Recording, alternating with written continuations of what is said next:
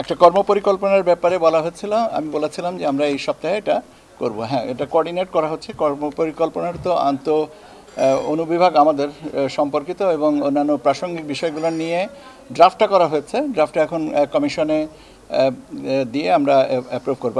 আমার বিশ্বাস যে এটা আমরা এই সপ্তাহের ভিতরে আপনাদেরকে দিতে পারবো।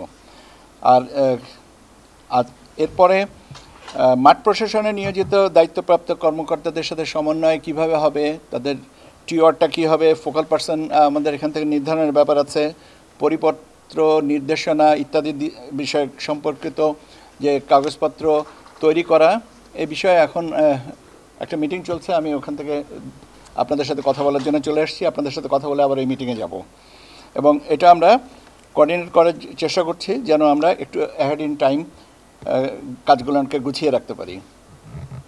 সীমানা নির্ধারণের যে বিষয়টা ছিল, আপনারা জানেন যে 82টা কনস্টিটিউয়েন্সি সম্পর্কিত যে ওর আপত্তি এসছে, সেটা আমরা শুনানি 24শে অগস্ট থেকে শুরু করব, 4 দিন একটানা, এবং করে আমরা এটাকে ফাইনালাইজ করব। আজকে আমাদের মান্থলি কোঅর্ডিনেশন কমিটি মিটিং ছিল। সেখানে আমরা এনআইডি কারেকশনের স্ট্যাটাসটা জানার চেষ্টা করেছি বা জেনেছি।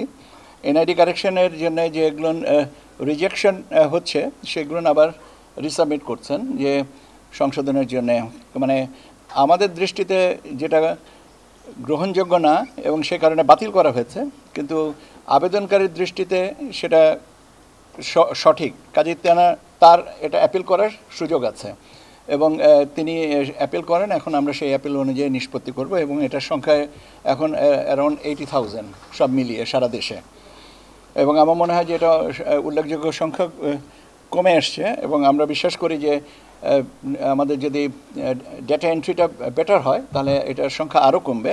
এরপরেও থাকবে, আপত্তি তো থাকতেই পারে, পরিবর্তনের জন্য আবেদন থাকবে, এটা একটা চলমান প্রক্রিয়া, কিন্তু সংখ্যাটা কমিয়ে নিয়ে আসা যাবে।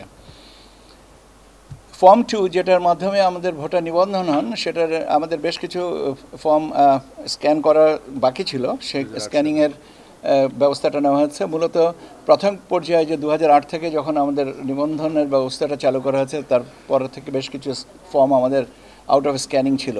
সে স্ক্যানিং করে আমাদের পোর্টালে অন্তর্ভুক্ত করার জন্য প্রাথমিকভাবে আমরা স্ক্যানিংটা শুরু করেছি। স্ক্যান করার পরে আমরা এটা পোর্টালে আমরা আপলোড করব। কাজে আমাদের